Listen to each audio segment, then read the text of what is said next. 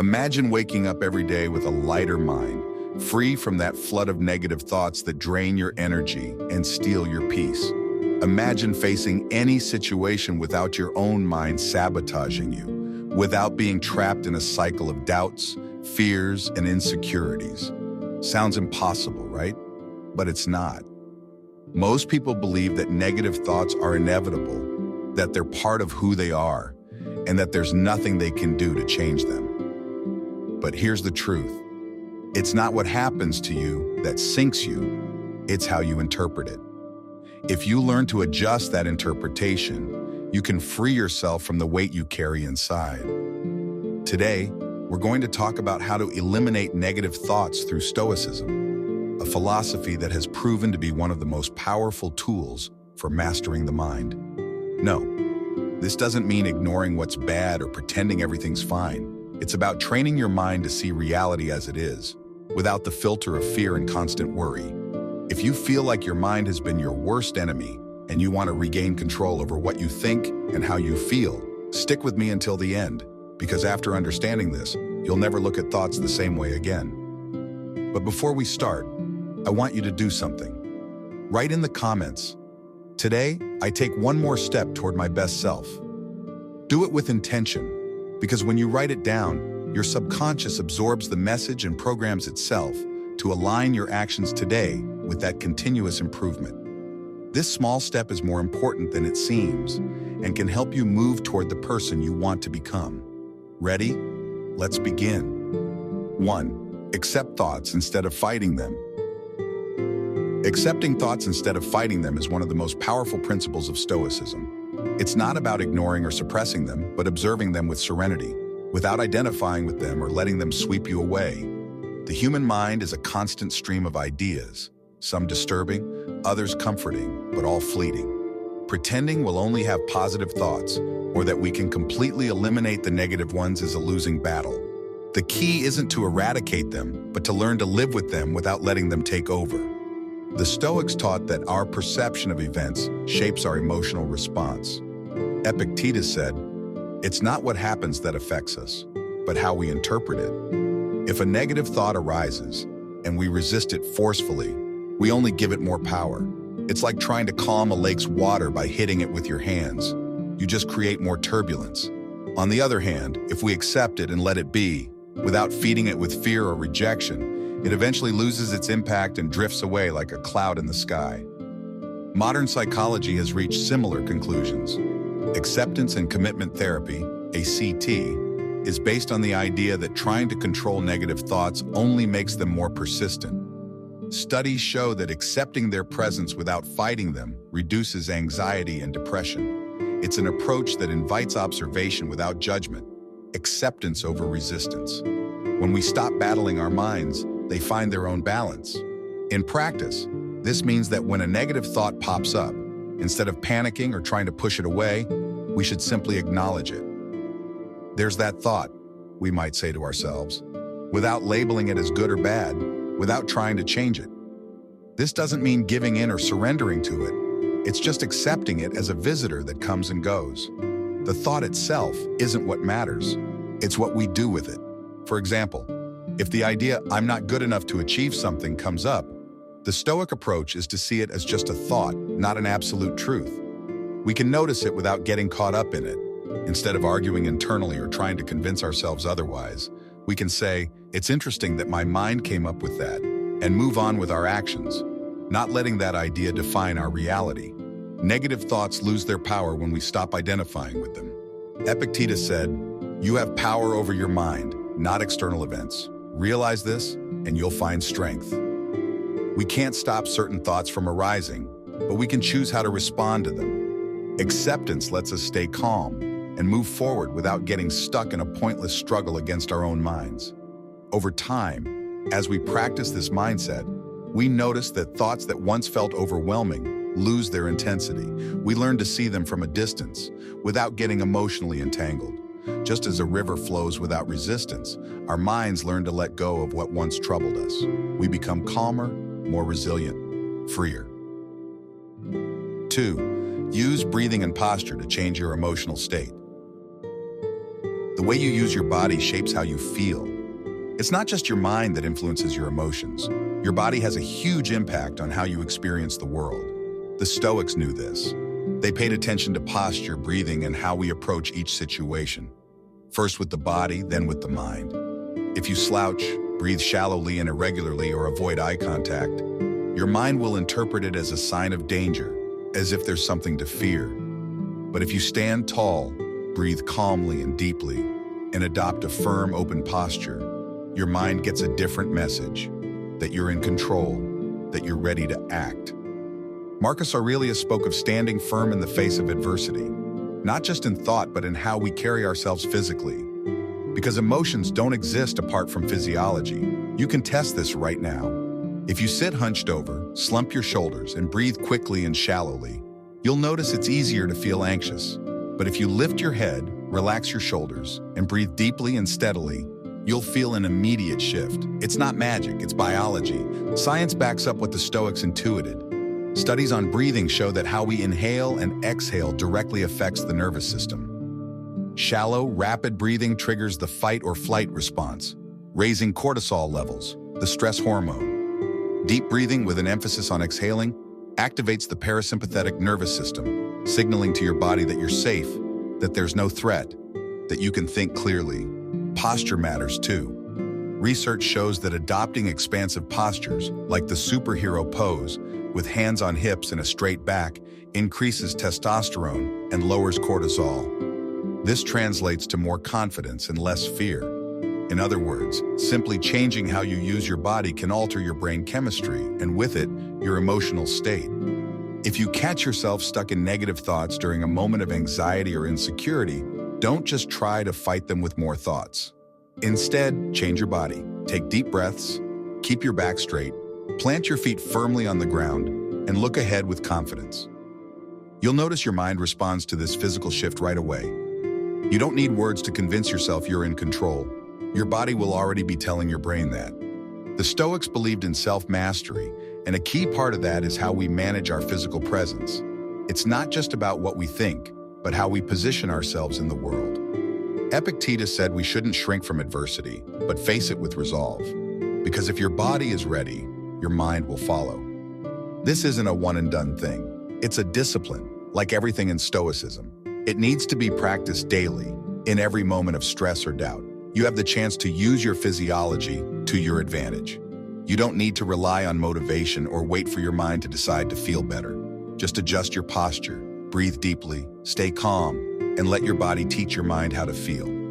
Over time, this becomes a habit. You stop being a victim of your emotions because you've learned to control them through your own body. Fear fades, stress shrinks, confidence grows. In every challenging situation, in every moment of doubt, you'll always have this tool with you. You don't need anything external, just the discipline to use your body consciously. That's how the Stoics faced life, with firmness, with control, with a presence that doesn't bend under uncertainty. And that's how you can too. 3. Identify negative thoughts. Negative thoughts don't come out of nowhere. They follow predictable patterns. The mind tends to repeat the same mistakes, falling into the same logical traps over and over. If you don't question them, if you don't spot them, they drag you down without you even noticing. But when you start observing them closely, you realize they always follow similar structures. You can categorize them, understand them, and, most importantly, weaken them.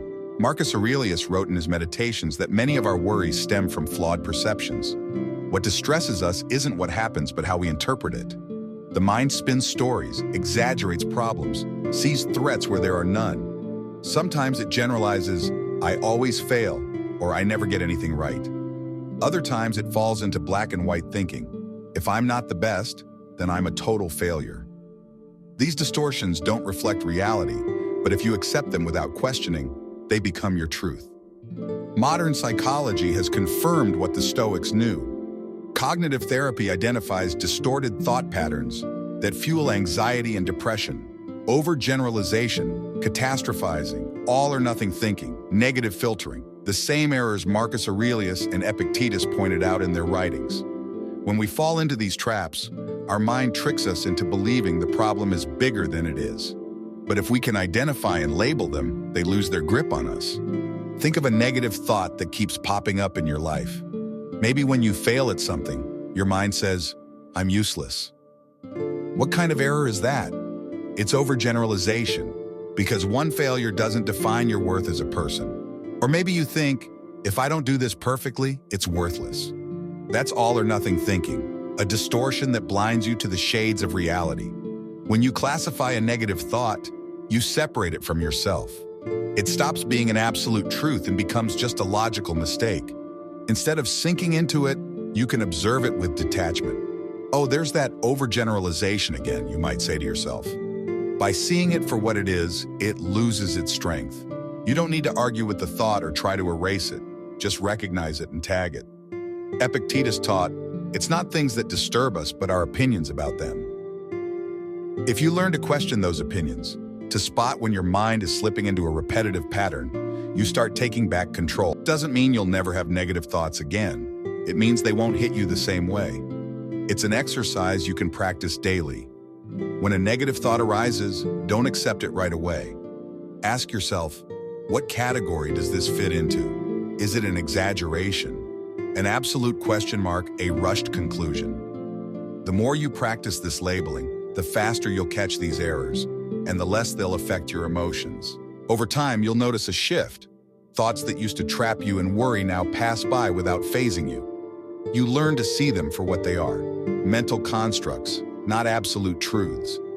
Instead of reacting impulsively, you respond with calm and clarity. That's the power of Stoic observation, not avoiding negative thoughts or fighting them, but understanding their nature and seeing them objectively. Because when you understand them, they lose their hold over you. And that's where true freedom lies. 4. Write down and externalize negative thoughts. Writing down negative thoughts is a powerful tool. What isn't named controls us. What's expressed loses its strength. When anxiety or sadness overwhelms you, put it into words. Write without a filter, without censorship, without worrying about grammar or coherence. Let them flow from your mind to the paper, like emptying a glass of murky water. It doesn't matter if the thoughts are dark, irrational, or exaggerated. The point is to get them out of your head and make them visible.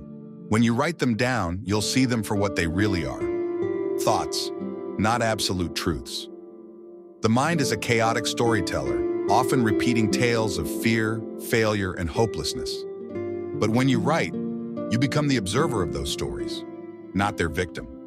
You'll notice that many of these thoughts lack a real basis, that they're assumptions, distortions of reality, maybe exaggerations about things that haven't even happened, or memories warped by time and emotion. Science backs this up.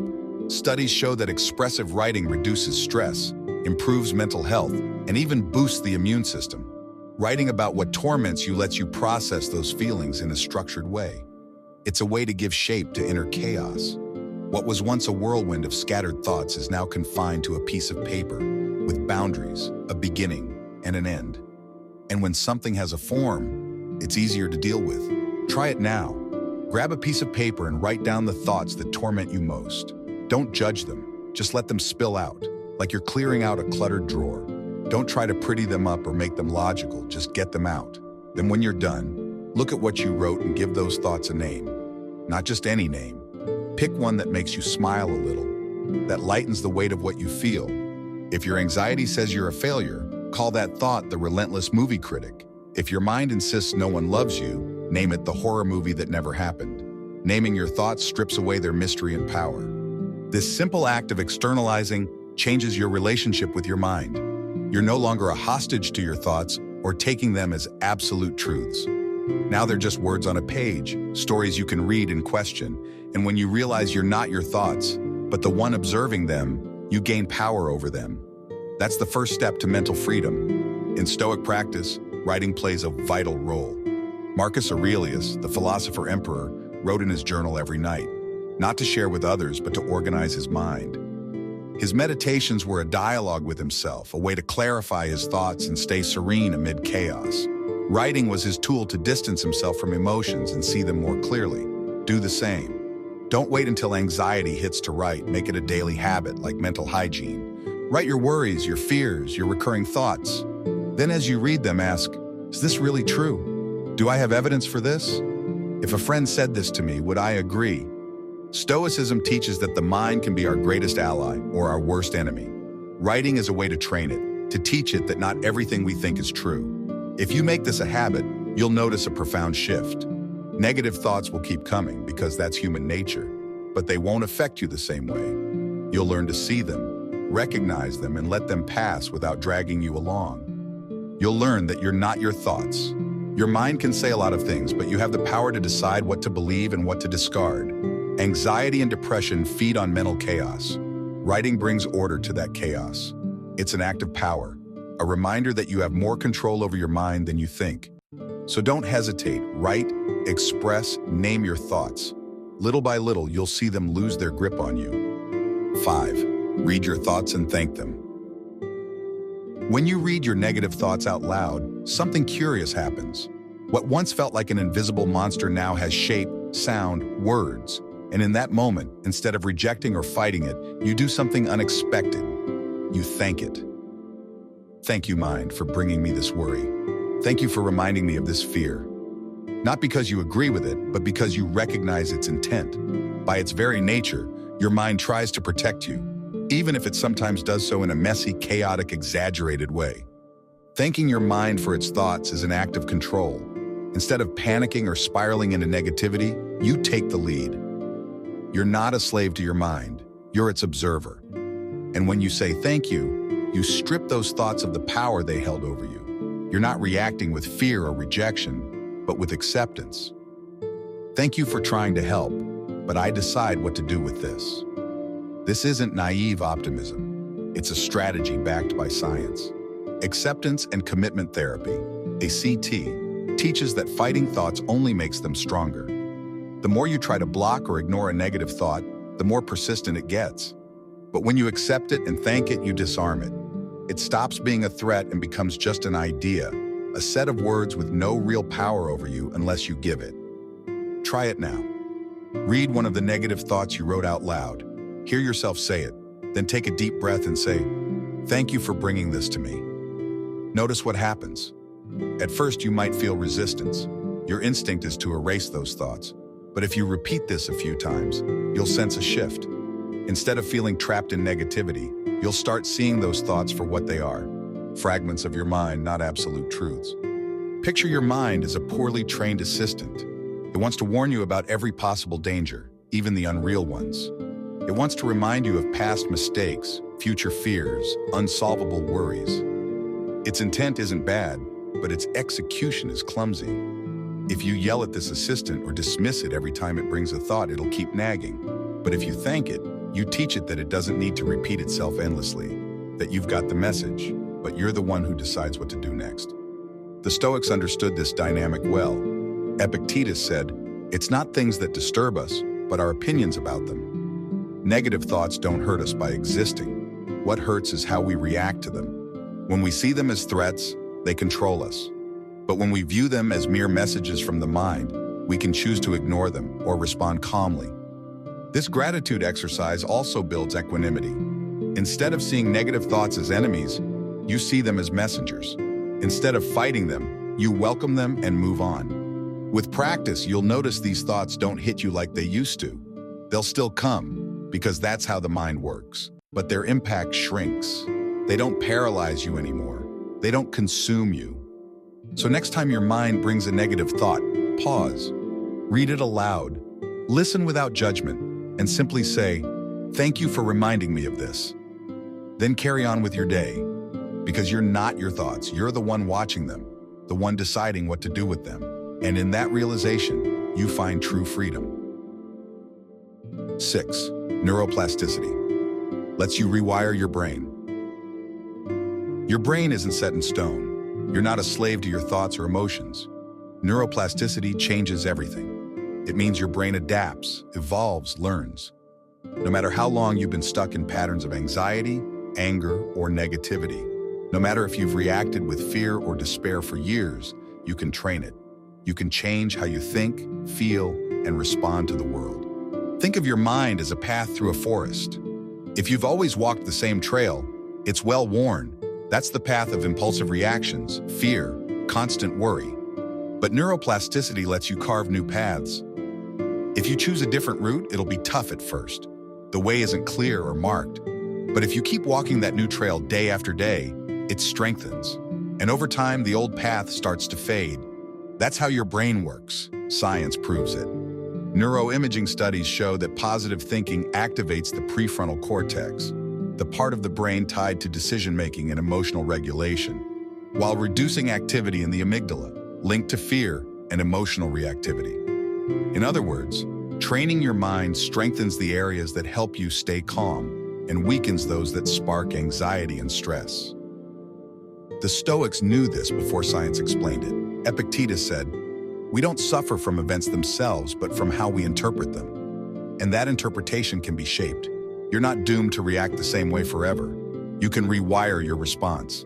You can decide how to process what happens to you. You don't control the outside world, but you can train your mind to be an ally, not an enemy. There are practical ways to do this. Meditation and mindfulness are concrete exercises to build self-control and curb emotional reactivity.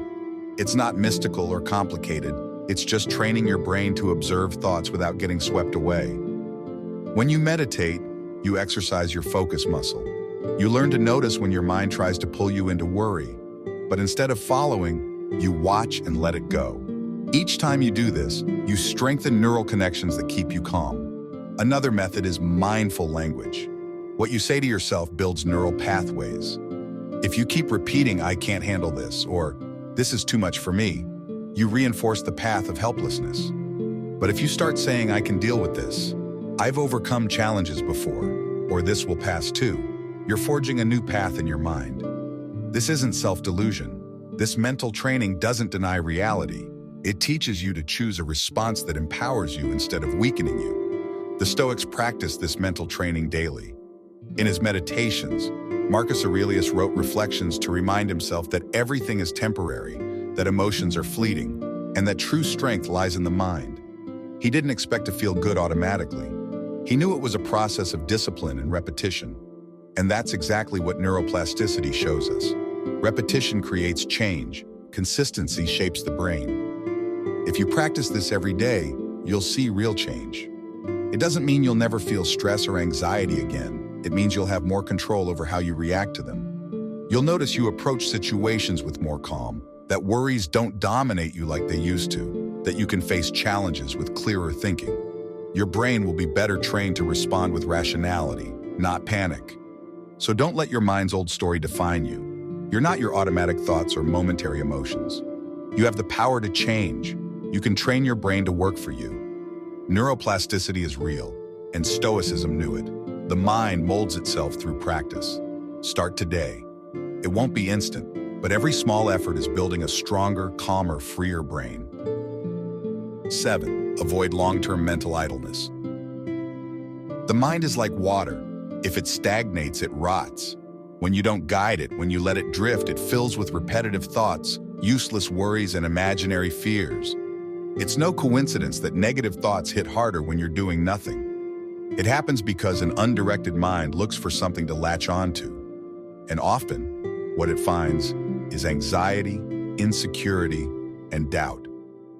A resting brain isn't a peaceful one. Prolonged idleness doesn't bring calm. It brings restlessness. Studies confirm this. When the mind lacks a clear purpose, it tends to focus on the negative. It's an evolutionary trait. Our brains are wired to spot threats and anticipate problems. If we don't give it something to occupy itself with, it'll start hunting for dangers, even where there aren't any. That's why mental rumination is so common when we're idle. Thoughts spin in circles, reaching no conclusion, just sapping our energy and mood. The Stoics grasped this centuries ago. They didn't believe in mental idleness. To them, time was a precious resource to be used with purpose. It wasn't about being busy for the sake of busyness, but keeping the mind focused on something useful. Marcus Aurelius wrote his reflections daily, not just as a philosophical exercise, but to steer his thinking. Seneca warned about the dangers of mental idleness, of letting thoughts run wild without control. Keeping the mind active doesn't mean filling time with empty distractions. It's not about consuming mindless content or constant entertainment. It's about nourishing the mind, challenging it, training it to focus on what matters. Learning something new is one way to do this. Reading, writing, solving problems, building skills, all keep the brain moving, boost its resilience to stress, and cut down on anxiety. Active meditation is another powerful tool, and you don't need to sit still with your eyes closed to practice it. If that's not your thing, you can meditate while walking, exercising, or doing daily tasks. The key is being present, training your mind not to wander into useless thoughts. Every time you catch your mind drifting and bring it back to the moment, you're strengthening your focus, taking charge of your mind instead of letting it run you. Tackling challenges like logic games, learning a language, or playing an instrument also keeps the mind active and growing. Beyond making you more skilled, it reduces the mind's tendency to ruminate. Science backs this. When the brain tackles a challenging but doable task, it releases dopamine, lifting mood and motivation. On the flip side, when the mind sits idle too long, activity spikes in areas tied to worry and anxiety. Stoicism doesn't preach hyperactivity or relentless work. It champions intentional use of time, not letting days slip by in inertia, not letting the mind become a breeding ground for destructive thoughts. If you find yourself stuck in worry cycles during idle moments that only feed your anxiety, shift your focus. Direct your mind to something useful, something that helps you grow. It doesn't need to be a grand project or a complex goal, just small actions that keep your mind engaged, that stop it from clinging to negative thoughts. When you take control of your mind, when you choose where to aim your attention, you reduce its tendency to sabotage you. Negative thoughts lose strength when you're focused on something bigger than them. It's not about ignoring them, but not giving them room to take over your day. So move your mind, train it, use it with purpose. Prolonged idleness breeds chaos. Directed action brings clarity. And in that clarity, you find freedom. 8. Practice self-forgiveness. Making mistakes is inevitable. No matter how hard we try to get everything right, we'll fail at some point. And when that happens, that voice in our head shows up, the one that judges us mercilessly, telling us we're not good enough, that we should have known better, that maybe we don't deserve another shot. But Stoicism teaches us something crucial. Mistakes don't define us. How we respond to them does. You're not the mistake you made. You're the person who learns from it and moves on. Marcus Aurelius wrote in his Meditations that guilt is pointless if it doesn't lead to action. Feeling bad forever about a mistake doesn't undo it or change the past. It just traps us there. If something went wrong, the only rational response is to ask, what can I do better next time? And if there's nothing you can do to fix it, then you need to let go of the unnecessary suffering. It's a choice. Epictetus reminds us, it's not events themselves that affect us, but how we interpret them. If you see your mistake as an eternal condemnation, you'll live chained to remorse. But if you see it as a reminder of your humanity, as a life lesson, you'll come out stronger.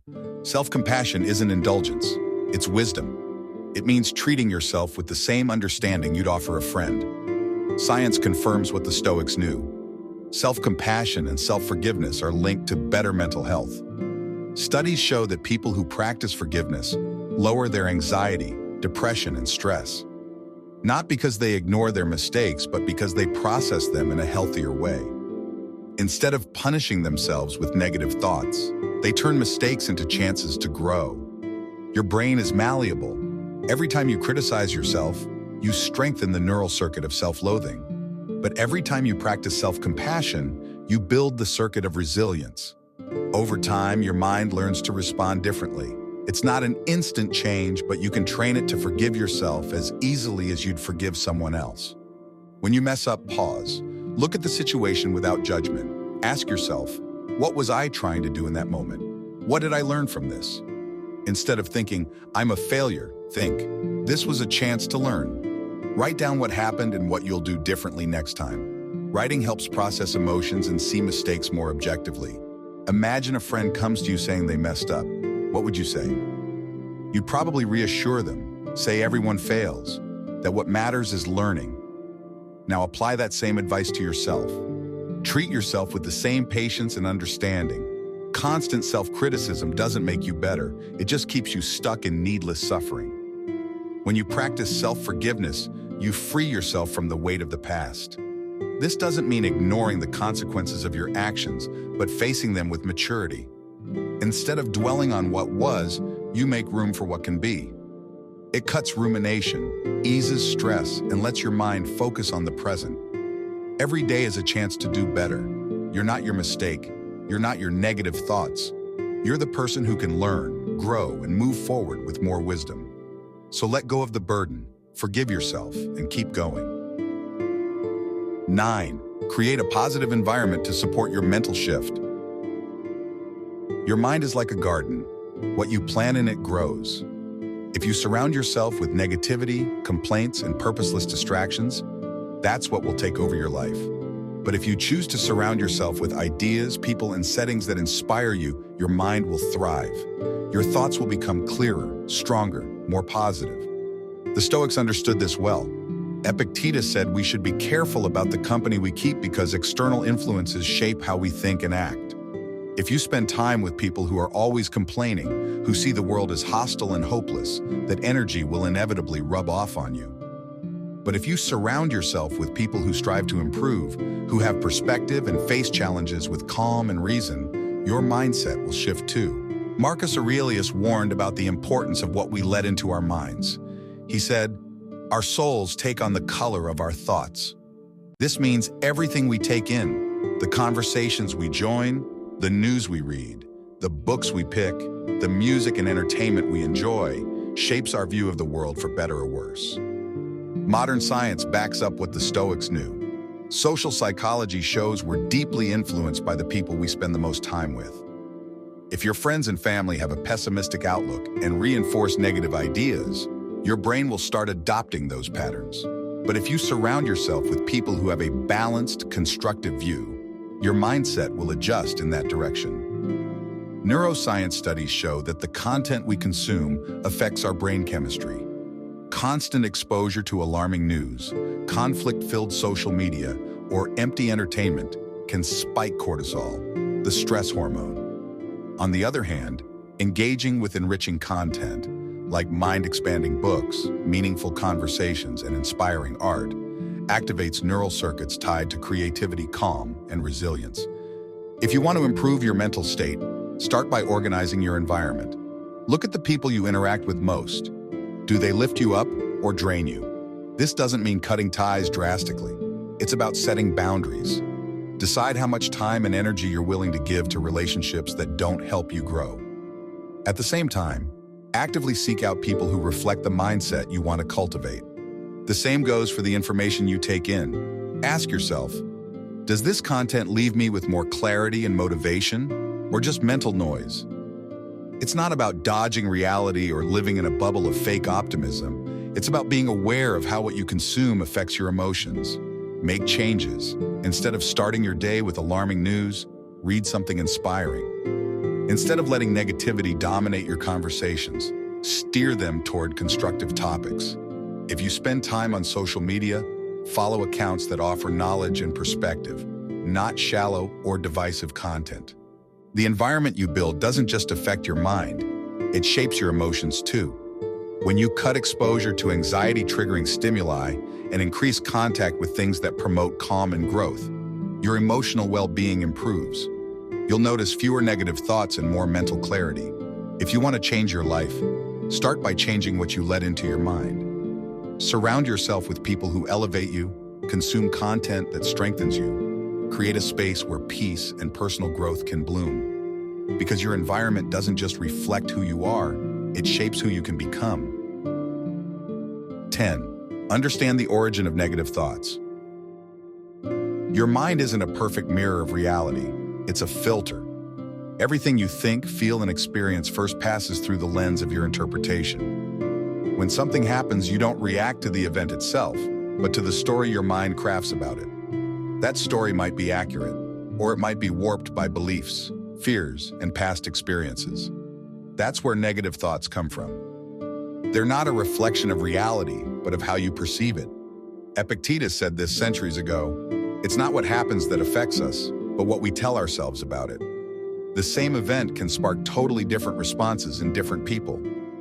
A job loss, for instance, might be seen as a tragedy, an injustice, or a chance to grow. It's not the event itself that causes suffering. It's the meaning we give it. And if we learn to shift that meaning, we change our experience.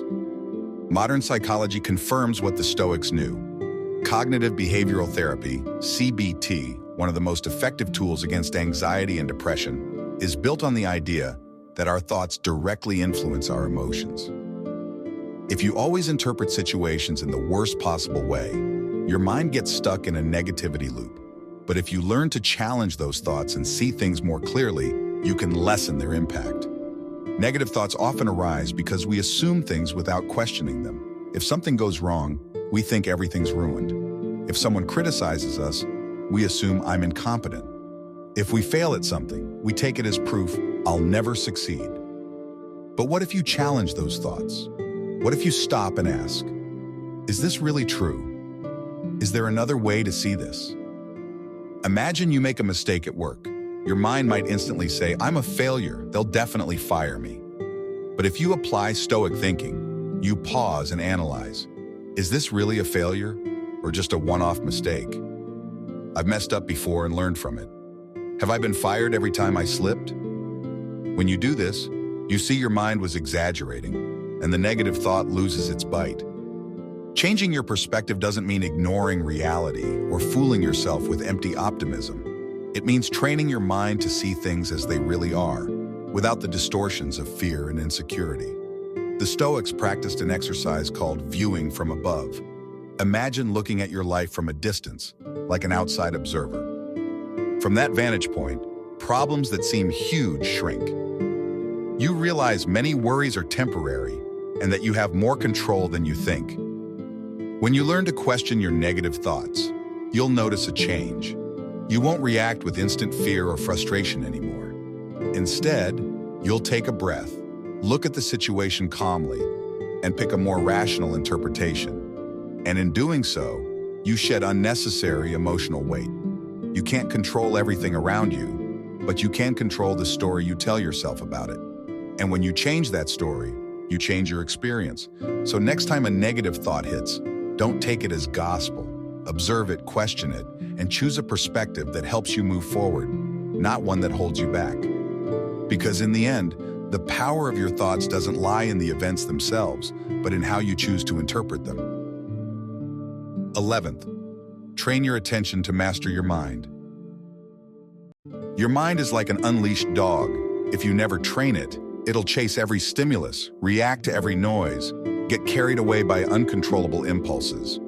But if you learn to guide it, give it structure, it becomes obedient, focused, disciplined. Most people live trapped in an unruly mind, bouncing from one thought to another, dragged by their emotions, not realizing they can take back control. You're not a slave to your thoughts. You can train your attention to point it where you want it. Epictetus said, "The free man is the one who masters himself." And mastery starts with attention. If every thought that pops up controls you, you're a prisoner of your own mind. But if you can watch your thoughts without reacting on autopilot, you start to be free. You can't stop thoughts from showing up, but you can decide whether to follow them or let them pass. That's the difference between a trained mind and a chaotic one. Neuroscience proves that attention shapes your brain's structure. What you focus on repeatedly grows stronger. If you constantly dwell on worries, you reinforce the neural pathways of negativity, and it becomes automatic. But if you train your attention to focus on what's useful, what's within your control, you build new pathways that boost mental clarity and emotional stability. Your mind isn't fixed. It changes based on how you use it. Most people don't even notice how their attention gets hijacked by irrelevant thoughts. They jump from a painful memory to a future worry without realizing they're stuck in a mental loop. To train your attention, the first step is to notice where it's going. Observe your thoughts without merging with them. You're not what you think. A thought is just an electrical blip in your brain. It only has the power you give it. When a negative thought comes up, don't follow it automatically. Picture it as a phone notification. You can open it and get lost in it, or ignore it and keep doing what you were doing. Attention is like a muscle. The more you work it, the stronger it gets. Every time your mind wanders and you bring it back to the present, you're training your attention. It's hard at first, but with time, it becomes second nature. One effective technique is anchoring your attention in your breath. When you notice a negative thought taking over, shift your focus to the feeling of air moving in and out of your body. Breathing is always in the present. It doesn't belong to the past or future. Each time you return to it, you give your mind a break, a chance to step out of the worry cycle. Another way to train attention is to question automatic thoughts. If your mind says, "This will go wrong," stop and ask, "Is this a fact or just a guess?" Don't accept every thought as truth. Analyze it, test its logic, look for alternatives. An uncontrolled mind believes everything it thinks. A trained mind questions, observes, chooses. As you train your attention, you'll see negative thoughts lose their grip, not because they vanish, but because they stop affecting you the same way. You won't react with the same intensity. You'll learn to give them space without letting them rule you. Over time, your mind gets quieter, clearer, tougher. True freedom isn't doing whatever you want. It's owning yourself. Mastering your attention is the first step to mastering your mind. And when you master your mind, no thought can overpower you. Conclusion. I genuinely hope this message has been helpful. I want to sincerely congratulate you for making it this far and finishing the text. It means you're committed to improving yourself. If you liked it, leave a comment. If you're not sure what to say, just write gratitude. That'll let me know you read to the end. If you're not subscribed to the channel yet, what are you waiting for? Subscribe now and join us Stoics with videos like this, applicable to our lives. I'll meet you as you learn more about this philosophy. See you next time.